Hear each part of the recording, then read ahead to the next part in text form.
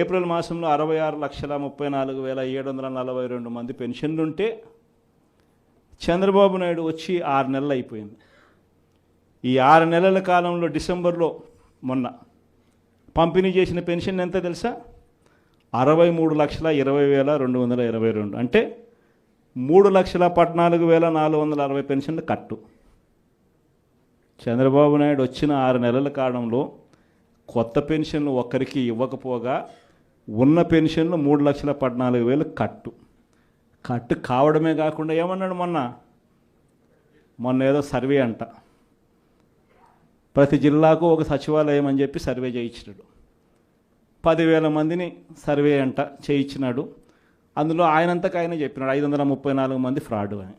అంటే రెడీ, మళ్ళీ 5% కట్టు, అంటే మళ్ళీ 2 నెలల్లో మళ్ళీ 3-4 లక్షలు కట్ చేయడానికి మళ్ళీ సిద్ధం.